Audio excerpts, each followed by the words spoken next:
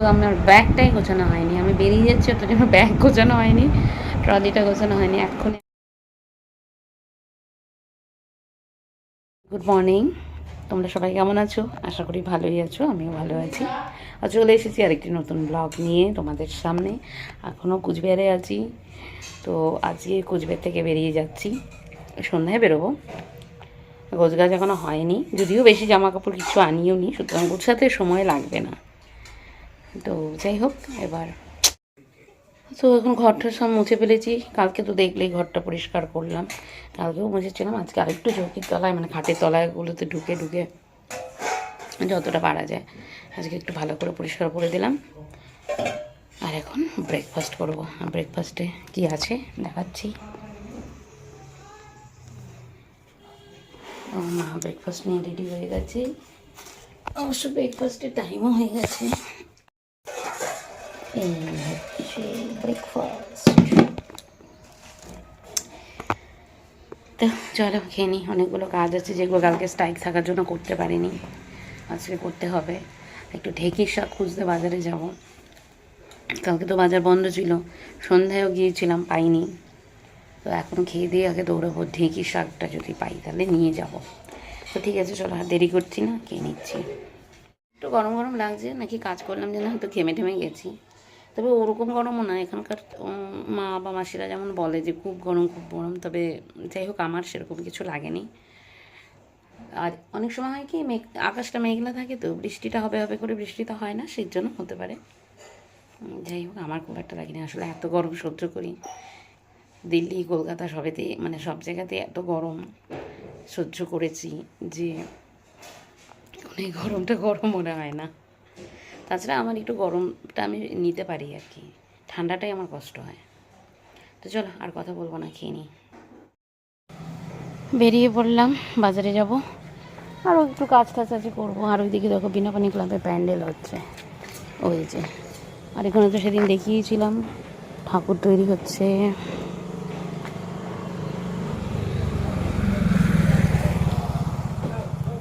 এই যে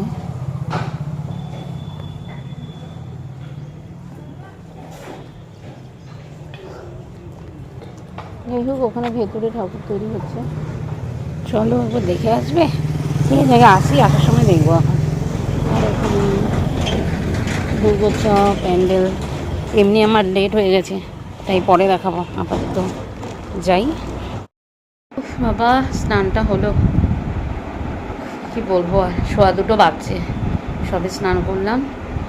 মানে কুচবিহারে টোটোর এত বাজে অবস্থা, সামান্য ডিস্টেন্স ওদের মানে এক এক জায়গায় এক এক রকম ভাড়া, জানি না। আমরা তো জানি যে 10 টাকা করেই ভাড়া, মানে নর্মাল ওই জাস্ট মিনি স্ট্যান্ড থেকে ওই পাশে হলেই 20 টাকা, মানে এক একজন এক এক রকম ভাড়া যাচ্ছে। যাই হোক আর কী করবো, আমারও তো ওই রকমই, আমি ধীর হেঁটেই যাব, হেঁটেই এলাম।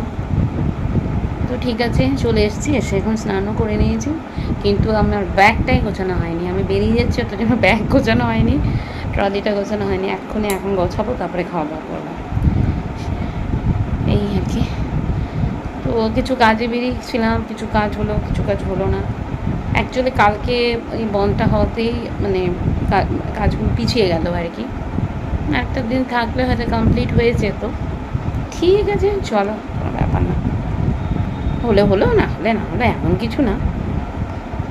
তো চলো এবার ব্যাগটা গুছিয়ে নিই, নাহলে আবার আমার তো এমনিতেও প্রত্যেকবার কিছু না কিছু আমি ভুলে যাই। তো চলো এবার তো আরও গোছানোই হয়নি, তো দেখা যাক এবার আবার কি ভুলি। ব্যাগ গুছিয়ে খেতে বসে গেছি, 3:45 বাজে, ব্যাগটা গোছানো হয়ে গেছে।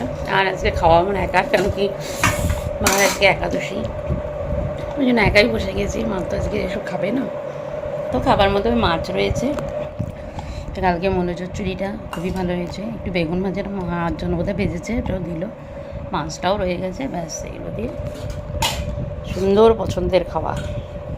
আর আমি এইসব চচ্চড়ি এসব মানে কচু শাক, কচু ঘেঁচু, মূলো চচ্চড়ি এইসব খেতে আমি খুব ভালোবাসি, যত ধরনের শাক পাতা আছে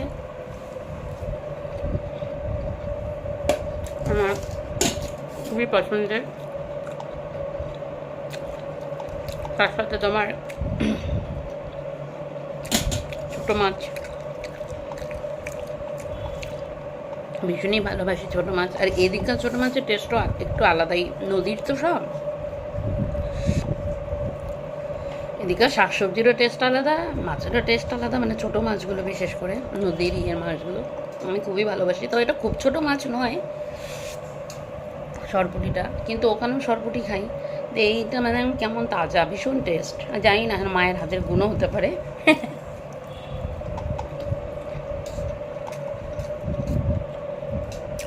ঝোল ঝুলি রান্না করেছে, তাও বেশ ভালো লেগেছে। চলো খেয়ে নিই।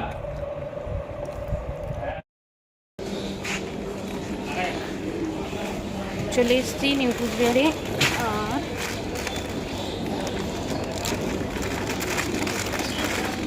আমার তো S1 আছে, আর একটু ভালো হয়েছে কি ডিসপ্লেটা চালু হয়ে গেছে। এইটা একটা সুবিধা, ডিসপ্লে চালু হওয়াতে বোঝা যাচ্ছে। দীর্ঘ কয়েক বছর, 8-9 বছর, 10 বছর মধ্যে ডিসপ্লে বন্ধ ছিল, আজকে দেখছি ডিসপ্লে আছে। তো S1 এখানে দাঁড়িয়েছি, প্রায় ট্রেন অন টাইমেই আছে। বসে গেছি, জোরে ট্রেনটা ছেড়েছে। এতক্ষণ একটু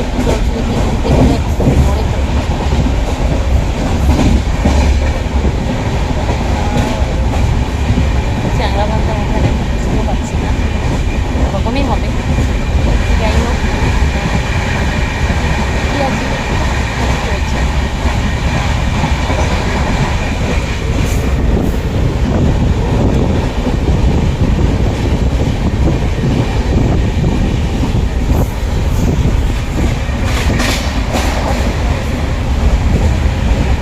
ট্রেনে ওঠার পর থেকে চায়ের জন্য অপেক্ষা করছি, কিন্তু একটা চাওয়ালাও আসেনি।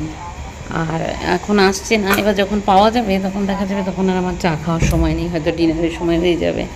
এই যেদিন আসলাম সেদিনও একই ঘটনা ঘটেছিল, কিছুতেই সকালবেলা থেকে আর চাই পেলাম না। শেষে বাড়িতে এসে যখন ব্রেকফাস্ট করলাম তখন চা খেলাম, আজও বোধহয় সেই অবস্থা। যাই হোক, অনেকক্ষণ থেকে অপেক্ষা করার পরেই শেষমেশ একটু চা পেয়েছি। তাও এখন 7:30 বেজে গেছে, প্রায় 8:45 কাছাকাছি। চাও পেয়েছি, আর এদিকে ঝালমুড়িও পেয়েছি। আর আমি ট্রেনের ঝালমুড়ি বা মশলা মুড়ি যাই বলো না কেন, এটা কিন্তু খেতে আমি খুবই ভালোবাসি। মানে কেন জানি না, ট্রেনে উঠলে এই খাবারটা না খেলে মনে হয় কি যেন একটা খেলাম না। বাড়িতে যতই মুড়ি মেখে খাই না কেন, যাই করি না কেন, ওই ট্রেনে ওঠার পরে ট্রেনের যে ঝালমুড়ি, এটা আমার চিরকালীন খুব পছন্দের খাবার একটা। অনেক সময় কী হয়, পেট ভরা থাকে বা খেয়ে দিয়ে রওনা দিয়েছি, তাও হয়তো খাওয়ার ইচ্ছে নেই, কিন্তু চোখের সামনে দিয়ে যদি ঝালমুড়ি যায় তাহলে সঙ্গে সঙ্গে নিয়ে সেটা খাই। এবং সেটা স্পেশালি কিন্তু আমি বারবার বলছি ট্রেনে এটা আমি মিস করি না। তো পেয়ে গেলাম ঝালমুড়ি আর চা, খেয়ে নিচ্ছি। আর মুড়িটা খুব সুন্দর বানিয়েও ছিল, মানে বলেও ছিলাম একটু ঝাল দিয়ে আর একটু আচার দিয়ে ভালো করে বানাতে, তেমনটাই বানিয়েছিল। তো অনেকক্ষণ বসে থাকতে থাকতে স্বাভাবিকভাবে খুব টায়ার্ড লাগছিলো, আর বেশিক্ষণ একভাবে বসে থাকা যায় না। তারপরে ভাবলাম যে একটু শুয়ে পড়ি, মানে আর ওইভাবে না লোয়ার সিটে ঠিক নির্দিষ্ট সময়ের আগে শুতেও ভালো লাগে না, অনেকে এসে বসে, তো সেই জন্য শোয়াও যায় না। তো যাই হোক, আমার বালিশটা, এই ব্যাগটা যে ছিল, তো ব্যাগটার মধ্যে কোনো রকমে মাথা দিয়ে একটু শুয়ে একটু রেস্ট নিচ্ছিলাম, যতক্ষণ লোকজন না বসে। যখনই কেউ এসে বসছিল তো সঙ্গে সঙ্গে উঠে যাচ্ছিলাম। তো এইভাবে বসলে আশা করি কারো কোনো অসুবিধা হয় না, আর সব দিকটাই তো দেখতে হয়। এখনই যদি আমরা সময়ের আগে ট্রেনে উঠেই যদি বার্থ খুলে শুয়ে পড়ি বা কী, তাহলে সেটা ঠিক নয়, অন্যান্য প্যাসেঞ্জারদের কথাও তো ভাবতে হবে। তো সেই জন্য আর আমি শুয়ে পড়িনি। Good morning. হ্যাঁ, চলে এসেছি। হ্যাঁ, এখন 8টা বাজে, আর আমি ঘরেতে 7:30, 7:20 মধ্যে চলে এসেছি ঘরেতে। আজকে ট্রেন অনেক তাড়াতাড়ি চলে এসছে। অনেক সময় আমি দেখেছি এর আগে দেখেছি যে হয় না, যদি তাড়াতাড়ি চলেও আসে, হয় দমদমে না কোথাও ওটাকে আটকে রাখে, কী যেন আউটারে দিয়ে রাখে, স্টেশনে ঢুকাতে দেরি করে। ও বাবা, আজকে দেখি বিপদ টাইমে ঢুকে গেছে ট্রেন, মনে হয় কটাতে ঢুকেছে গো? 6:23 ঢুকে গেছে। তো যাই হোক তাড়াতাড়ি করে বেরিয়ে আস্তে আস্তে ট্রেনও পেয়ে গেছি, টিকিট কেটে ঝটপট ট্রেনে উঠে গেলাম। বাড়িতে ঢুকে গেছি অনেকক্ষণ, ঢুকে ট্রেনে জামা কাপড় ধুয়ে স্নান করলাম, দাঁত ব্রাশ করলাম, দাঁত ব্রাশ ট্রেনে আর করিনি, বাড়িতে এসেই করেছি, স্নান করলাম। ব্যাস এইবার এই চাটা নিয়ে, এই যে চা, এইবার চাটা খাবো এখন।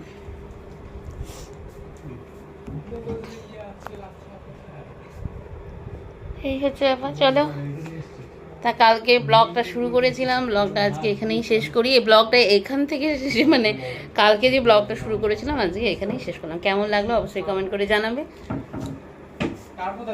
ভালো লাগলে অবশ্যই চ্যানেলটাকে সাবস্ক্রাইব করে দেবে, ভিডিওটাকে লাইক করে দেবে। ওকে, বাই।